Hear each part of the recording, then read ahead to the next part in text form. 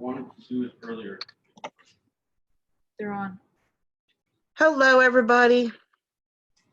Hello. Hi, Mark. Hello, everybody.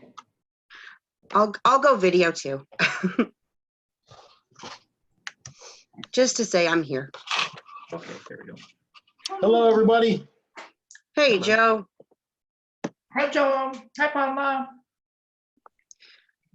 All right. Oh, Dennis doesn't have a microphone, so he's just going to chat to us, I guess. Hi, Dennis. Dennis.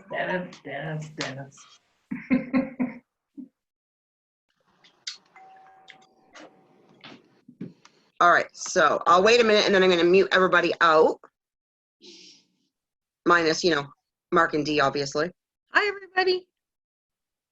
So we will. Hi. Hi. That was good, though. Hi, Cindy. Hi, Mark. Hi. Hi, Christine. Or Christine. Oh, no, that's Connie. Sorry. I can't read. That's all right. You'll be good. All right. Okay, we're going to record the question part of this, and just so everybody can, just in case anybody misses it, they can go back in and listen to it again. Like I said, I did give Dee and Mark kind of a copy of the questions that we're going to go through a bit today. Yeah. So I'm just kind of, let them do their thing that they're good at. And I'll shut up. So Okay. Dee or Mark, if you want to start, go right ahead. Okay. All right. Go Go ahead, Dee. I think it'd be a good idea. First of all, I want to acknowledge Paula for her leadership and everything she's done to support us. Thank you, Paula. We really appreciate everything you do. And every single person on this call is just as important. And we acknowledge each and every one of you. And we support you. And especially during this time, we have a lot to offer in terms of support. And we have a lot of good and positive news. And I think that's really important during this time, is to acknowledge what's happening and not shy away from it, and also be aware that there's a lot we can do and there's a silver lining. So thank you all for your time today. And Paula, what might be helpful is just to read out the question. Sure. Yep. And then we've already had a chance to review. And also, just for everyone's information, Mark and I have another call at 1:40. So to be mindful of the time, Yep. and we're happy to answer all of your questions. Thank you so much, Paula. Go ahead. No problem. All right, so we're going to start with, wait, I just lost my screen. The very first question that I kind of got is, there's a lot of new people. So they're kind of wondering your backgrounds and the decision that made to form an MLM, like where that idea came from, and what where you kind of see this going. Okay. Dee, if I may, I'll start with that. You can see from my appearance, I am not a young man. I've been at this for a very long time. And I have had the opportunity after school, my training is as a molecular pathologist. I know that probably doesn't mean too much to any individual, but it simply means I spent a lifetime studying and pursuing disease at the molecular level. I am a true working scientist. Even now, with my involvement in New Yugen and other business ventures, I do spend at least one day a week in the laboratory proving my points. So this goes to part of the reason for considering my background and starting an MLM. One of the other businesses that I have that most people are aware of is a fulfillment business. And through the years, many of our clients have been network marketing companies. Because I am also in the industry as a regulatory consultant, I get the opportunity to see what they're all about from the inside, not an affiliate standpoint, but from the corporate standpoint, without actually being part of their corporate team. And in many cases, I am actually quite appalled by what I see. I am a working scientist, just as declared. I mean, my purpose in life is to illuminate the darkness and to do a little bit of good in the world if that happens to be possible. When I look at many of the network marketing companies in the industry, I can see that they are conceived and put together by people that used to be within the downline structure of other network marketing companies who have left those companies thinking they can do better, who conceive of a compensation plan for their own benefit and that of their closest friends, and so they go into business. The only reason they have products is because the Federal Trade Commission in the United States and the Competitions Bureau in Canada demands that they actually sell something. It cannot just be about recruiting. But once again, I see that the owners of these companies, the people who are supposed to be the most representative of the products they put into the world, have trouble pronouncing the names of the ingredients in their products. There is no science behind it. The last thing they want to do, instead of giving themselves luxury cars, is to hire somebody that actually understands the product. And we have decided that we're different from that. The reason for considering MLM in the first place, we'll get into with the discussions later on about the short and long-term approach, but you can see that my products are a fair bit more sophisticated than most that are in the market. It takes a fair bit of discussion and understanding and explanation in order for people to truly comprehend the benefits. We always have the opportunity to sell these products online without explanation. We have the opportunity to place these products into a retail environment where there is certainly no explanation. And therefore, they tend to be avoided in circumstances like that. They sit on the shelf because nobody understands them. You know, they only look at the price tag and they say, well, this is more expensive than this other adaptogen product, so I'm going to buy the cheaper one. I have always believed you get what you pay for. And I've also always believed that there's a place in the market for quality. We feel that MLM is a very good opportunity to present all of those factors in the best possible way to the world. Word of mouth is the best thing, right? So. All right. So, Dee, do you want to add anything to that? Well, just quickly, we all know that in order to have any successful corporation, you need a strong team that has a variety of skill sets. So I knew that we had the product, the golden product and the golden scientist, but we also needed to have a vision. So the birth of New Yugen really came from a very deep respect of ancient philosophies and also ancient forms of proven medicines and remedies that have carried over in time and eventually have come to people like Mark. So it was a real synthesis of ancient legitimate practices married with modern science and an injection of values of integrity, which I've spent most of my life as a martial artist. I've spent time as a regulatory officer working with Mark, so that's how I came to know about his greatness, and everybody in the industry respected him. And after knowing him for a few years, I was like, oh my, this is the person that I really could dedicate a lifetime of service and could never even scratch the surface in terms of just knowing what there is in terms of these medicines. So I felt very grateful when I intersected with him. He had a knowledge of MLM.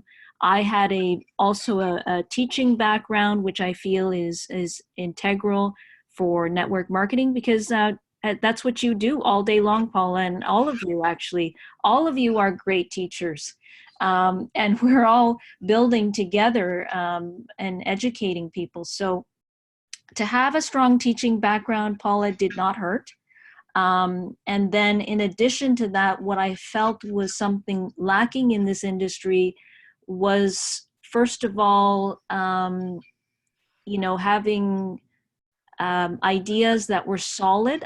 There's a lot of great ideas, but the execution and the reality check in the day-to-days of making a successful business really are outside of just MLM, education, science. We all know that many of us have been in an MLM company, but how many of you have built one from scratch, you know, from a piece of paper? That is a whole other beast to tackle, you know? So what we were doing was we were creating something from the ground up, and it's really bigger than us. That's why I'm not really into titles, because I really believe in leadership where everybody in the company is integral, and every piece of the puzzle is necessary to make a difference. So we thought MLM is a great way. It's a community-based approach, which I was always for. We have the golden goose, Mark. He lays lots of golden eggs, don't you, Mark? Incredible. Well, Just, lots of eggs endless anyway. supply. Endless supply of products. Will never, you and I will have 5 generations, we'll still be manufacturing Mark's products. So I thought to myself, my Lord, if Solera alone could change the world, and he's got about 100 products sitting ready to go, that would spin your mind in many good directions. So in a nutshell, without getting in too much stuff, Paula, I had finally had the final piece of the puzzle was I needed a very rigorous business experience. And so I worked in a very sort of highfalutin private equity group, and they were doing billion-dollar deals on a daily basis. In that environment, I really understood what it took and learned from the greatest in the country. I was very fortunate to learn from them. These are people who buy Air Canada or, that sort of thing. They look at markets and they identify markets that are going to make money. They build businesses and then they sell them successfully. So I had some of the best teachers to say, you know what, great, Dee, you want to make a difference? You want to put health products out there? That's wonderful. There's a lot of people out there that have really great visions, but most of them don't make it. Why? Because they don't know how to run a successful company. And you could have the greatest scientists in the world, but if you don't know how to run a company and make it profitable, then you haven't done your job. So the final piece, Paula, was to get that under my belt and learned what it took to take a startup to a big billion-dollar company. And I see that we have all the ingredients there. If I may say humbly, because of all of you, we have all the ingredients according to the people who taught me. We have every single ingredient to deliver that and do that realistically with some patience and time. So thank you, everybody. I wholeheartedly believe that. Again, we're new. Greatness wasn't done in a day. It takes time. And we're here to, to spend that time. That's what we're here for. So everybody kind of wanted to know what your vision is for like the short and long term of Nugan. What do you think, like in the next 3 months, 6 months, 12 months, and going forward? The growth of the company, the growth of the product lines, and not actual names of products. Mark, I'm not going to ask you those things. I've done enough digging on Health Canada that I don't find enough. But what do you see where we're going to be in the next while? Well, actually, Paula, if I may, I would like to answer the third question before I answer that question. It'll help give some context to my answer to question 2. Yep. So the third question, for those who don't have it, is a quick explanation in regards to the difference between NPN, standing for Natural Product Number, as issued by Health Canada, and the FDA, the Food and Drug Administration, and what it takes to become registered with Health Canada. Many newer American affiliates do not understand this. Well, when I create a new product, there are many factors that must be considered, and one of them is essential. It is the regulatory factor. What does it take, first of all, to become legal with the product in any given jurisdiction? All Canadians understand the FDA. I mean, the United States is such a big influence within Canada that Canadians have become very astute about things American. We must be. But it is rather unusual for a citizen of the United States to know too much about the inner workings of Canada. And what I would like to explain is that Health Canada is an agency or department of Canada's federal government. It is the equivalent of the Food and Drug Administration in the United States. Health Canada has the responsibility for taking care of the health and well-being of Canadians. So within Health Canada, there are a number of divisions. The one with which we are affiliated is the Natural and Non-Prescription Health Products Directorate. It's a mouthful, but these are the people that supervise what you in the United States would call dietary supplements. In Canada, we call these natural health products. So those terms are pretty much equivalent in what they accomplish. But there is a major difference. In Canada, natural health products are regulated within the drug section of the Food and Drugs Act. And therefore, they are not considered to be foods here, nor are they considered to be dietary supplements. We do not have a category for dietary supplements in Canada. We have only foods and only drugs, and even supplements as simple as vitamin C crystals are considered to be drugs in Canada. And therefore, in order to put such a product into the marketplace, it is necessary for the company sponsoring that product to submit an application to the Natural and Non-Prescription Health Products Directorate, NNHPD, as we call it, or simply, let's just say Health Canada for the rest of this conversation. It's easiest to say.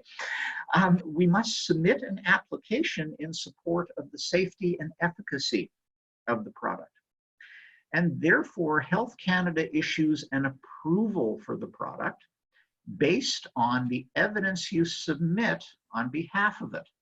And it is mandatory in Canada to provide a label claim associated with the product. You must say what the purpose of the product is and what your expectation is as to the performance of the product. You have to say how it's going to benefit human health.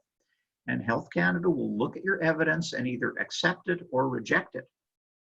In the United States, dietary supplements, again, under the jurisdiction of the Food and Drug Administration, are subject to an overriding law, which for short is called DSHEA, but spelled out in long terms, it's Dietary Supplement Health and Education Act, which came into being in 1992. It created a division within food and drugs specifically for dietary supplements. And dietary supplements are not considered to be drugs in the United States. They are supplemental to a person's diet. And at first, they were designed for the purpose of saying, if you don't get enough vitamin C in your diet, we will allow you to purchase supplemental vitamin C to bring your daily consumption up to what we feel it should be for you to maintain normal health. But as the industry progressed, they said, well, you know, we have herbal ingredients that might fit into this category. We have probiotics, we have enzymes, we have amino acids, we have all sorts of things. And gradually they became included in the category as well. But in the United States, the nature of progress into the market is different. There is no need for a pre-market authorization. Instead, if you intend to make a claim about a product, the technical obligation is to notify the Food and Drug Administration of the claim you intend to make within 30 days of introducing the product to the marketplace. But you do not need to go through the process. And therefore, the regulatory pathway for most supplements in the United States is a fair bit easier. In the United States, we are allowed to make what are called structure function claims. That is, we can say that a product or its ingredients contribute to the normal structure of a body component, like healthy bones, or function like supports your immune system. But you may not make a disease claim to say that your product cures anything. So we must always be cognizant of the rules, and therefore when I put together a product, I take all of this into consideration. So now we can get into the answer to question number 2 with that platform. I think it makes it a lot easier to explain question 2. Thank you. So question 2 really says your vision in the short and long term, and in parentheses 3, 6, 12 months, and of company growth and products we will be unveiling, type of products, not actual names, etc. So now we can discuss that. Unlike other network marketing companies where they say, oh, we do need to have a product here.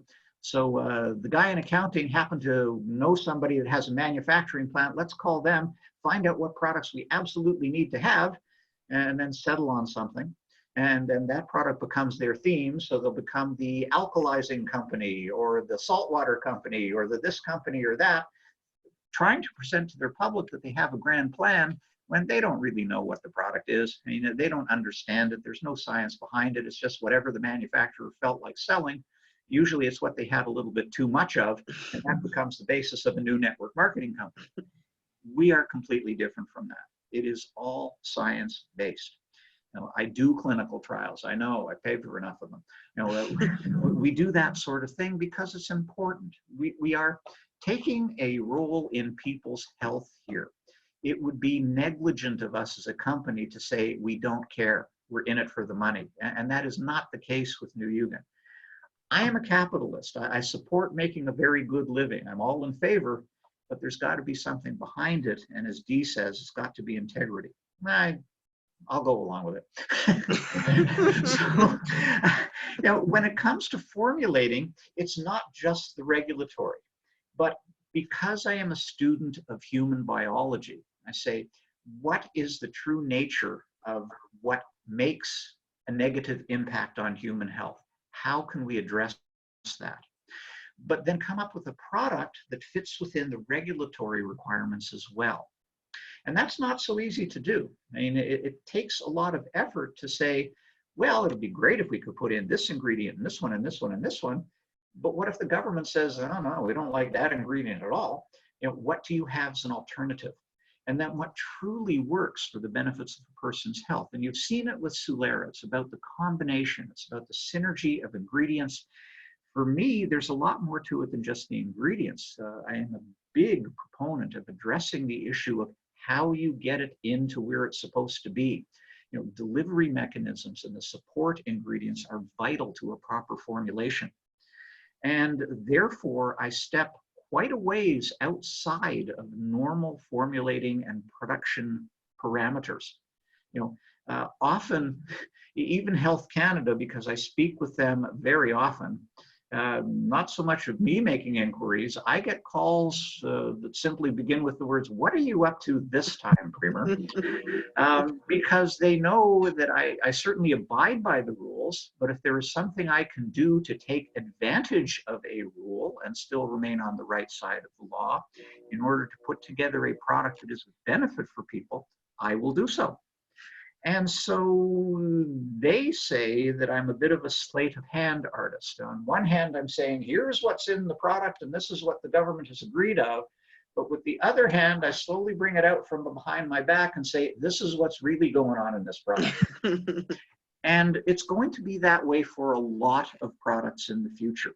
Without naming names, you are going to see that our rate of product introduction is about to begin to accelerate quite quickly. As Dee described a moment ago, from a regulatory standpoint, my work is done for the rest of my life. And yes, you can look up Lyra Farm, which is one of my companies, on the Natural Health Products Director website. You can see many of the products that are listed. There is the MMP side of it, and we're just shifting over some of the MMP natural product numbers to Lyra Farm. That's where all the Suleras are listed. So when they get around to it, you'll be able to look up those formulations on the Lyra Farm website as well. But there are many products that have been approved by the government that are in a whole other category that will never be listed there. And what we have to offer really is more than 100 products that are ready to go. Regulatory work is done. Many of you have had this experience with network marketing companies originating from the United States. And if you're a citizen of Canada, you will often hear that, well, we don't have regulatory approval in Canada. Can we sneak it in across the border? Can we do not for resale? All of that stuff. Our viewpoint is completely opposite. We will be compliant from a regulatory perspective first, and then we will introduce the product. Well, for the sake of Canada, I got 100 products already. And, you know, so the regulatory work for all of this stuff is done. Now, here's what we're working on. You know, because of the proprietary nature and the invented technologies, I am actually in the midst of, with Dee, raising funds for a private manufacturing facility that I will control. And in this respect, we become a network marketing company that is purchasing its products from one of its own people. You know, so yes, I'm out to protect my secrets. Up until now, we have been dependent on the good work of third-party manufacturers. We are giving to them products that can be made without revealing to them the inner workings of our corporate secrets. Moving forward, to protect our corporate secrets, we will be making these products ourselves, and there are lots of them. Say, over the next couple of months, we are just now debating which of 3 products to introduce first. You'll notice that a while back we announced one that was coming. Well, the COVID thing has kind of hijacked that product temporarily, but it is still in the works. Dee is working hard on the graphics for the packaging. It's just because there is such limited movement of goods and services around the world right now, our chosen manufacturer is saying, we wish we could get our hands on this ingredient you want so we can make you some samples. That's the stage that we're at with that. But we have other products that do not require that. And therefore, within the next few months, there will be a couple of additional products introduced to go along with that one that we have hinted about. Beyond that, when we have the mini factory ready, there will be numerous other products introduced. And I am hoping you are willing to believe me when I say that that will be the start of our blockbuster program. That's when we introduce products that will actually make Solera look pretty ordinary. We have many already approved by the Government of Canada. We have approvals that other companies would only dream of getting, and they're already in hand. The proceeds from the mini factory will be used to build the bigger factory, the real factory, and that's when we will truly revolutionize the industry, not just network marketing, but healthcare in general. We already have approval for close to 40 products, the likes of which, in terms of their delivery system, the world has never seen before. All we have to do is keep doing what we're doing and be grateful to you folks who support us and allow us the opportunity to raise the money needed to build this factory, because once we have that done, we will take over the network marketing world. So exciting. Dee, did you want to add anything to that one? I don't know how you follow that, but I don't think I need to add anything to that. Yeah, let's go to the next question. That's awesome. all right. Okay, so this is one actually I get a lot of, and it's about side effects. And Mark, you've done a lot of calls for us about how with proprietary extractions, side effects are really no longer an issue.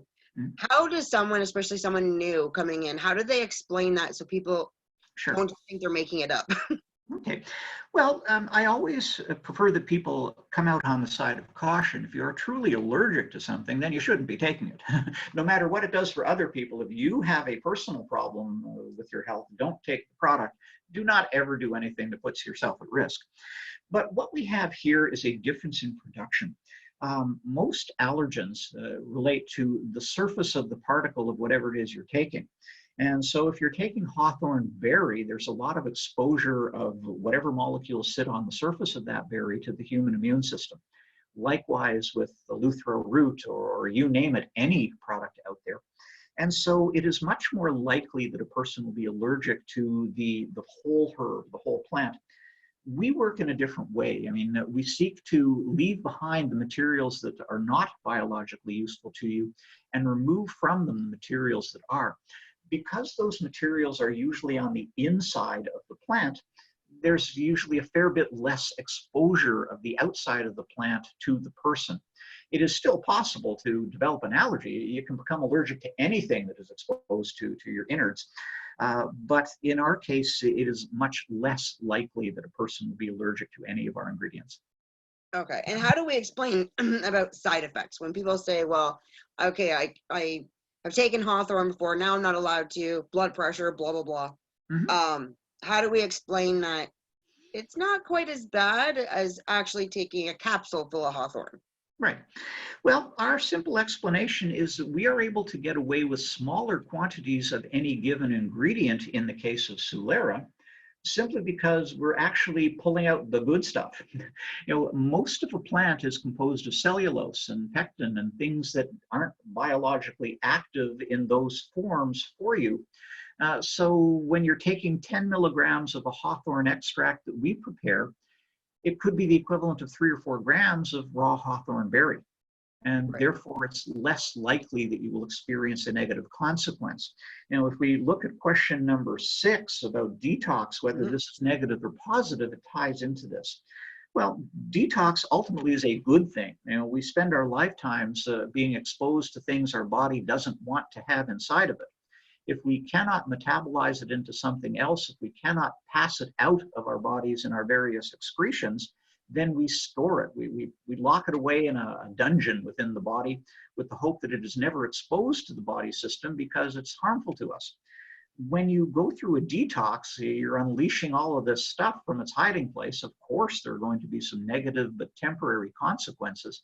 We say that the far side of detox is very good for you because you rid yourself of all these things that shouldn't be in your body. Detox comes as a surprise to people when they experience it. So it's always useful to tell people that there might be some negative sensations for the first couple of days, but stay with it.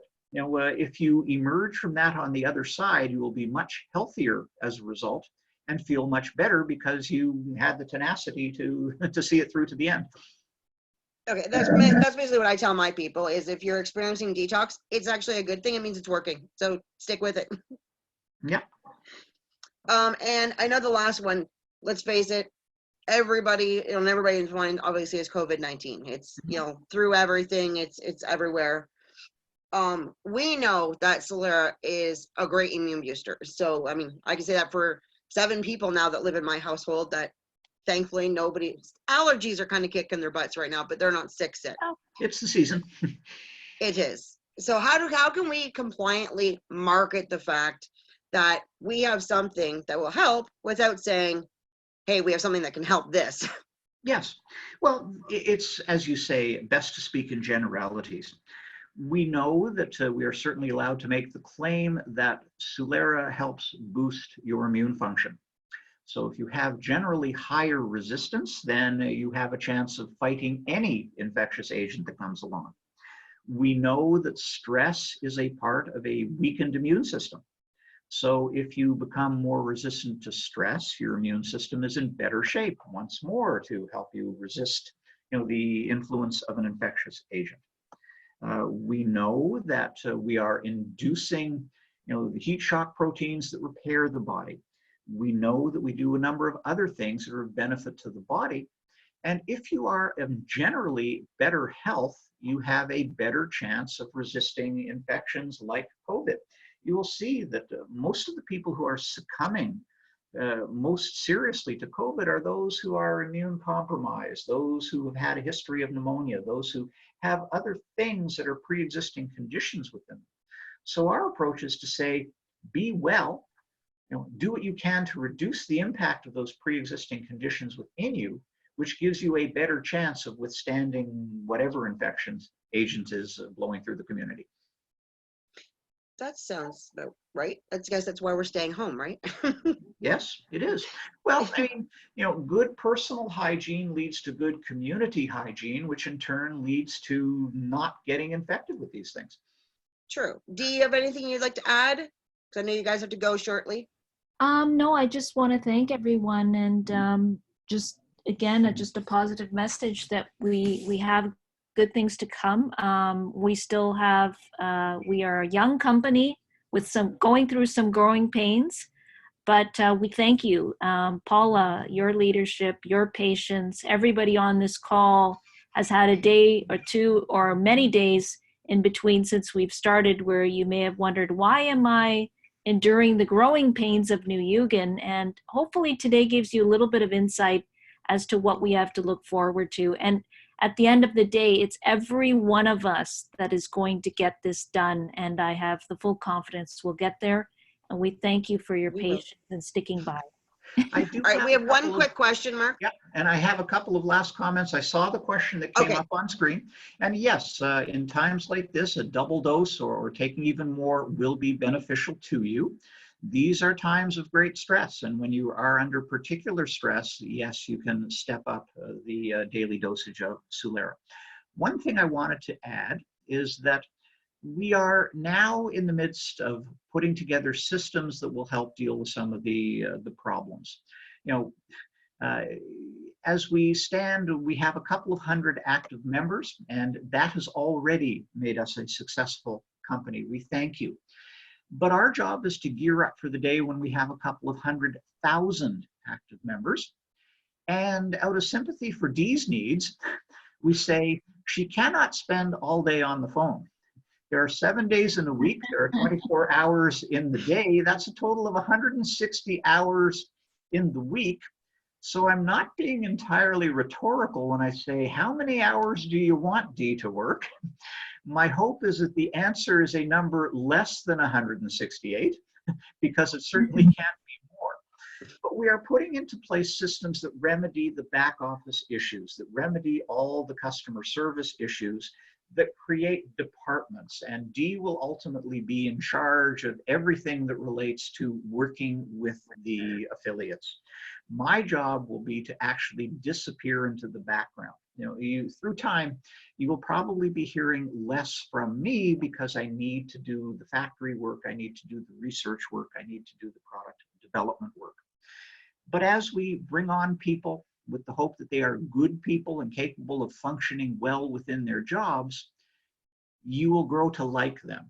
And there'll be a system that works, you know, with an expanded staff to accommodate our expanded roster of affiliates that go along with our expanded roster of products. We feel that we are, despite our first year, now in our second year, which is progressing very nicely. So we thank you all for bearing with us through those difficult months. I think you can see that things are improving quickly now. And the single issues that occur one at a time, we will address. But behind the scenes, we are working on entire systems that will make problems like that fit into a routine. We thank you very much. I know everybody on this call has been never negative really about anything. They're happy to be here, and as am I. You know I'm going nowhere, so we won't let you fade too far, Mark, because you know. Well, I'll always be here in the background. I mean, I promise to keep up the talks. You know, I promise to do that. Oh, thank you. Glad to be loved. But you can see that, you know, each one of us has a best use of time. Because time is limited, it is best for the company and best for the aspects of humankind we serve to make the best use of our individual time. And I agree. We are making our best effort to move into that kind of scenario. We appreciate you all very much. And I can't thank you enough for doing this call for everybody. You're welcome. So we will let you go because I know you have another call to do. Yes, yes. And guys, I hope everybody got something out of this. I did record it, so I will post it. All right. Thanks very much, Mark. Thanks so much, Dee. I appreciate you. Thank you, Thank you, Paula. everybody. Thank you, everyone. Stay well. And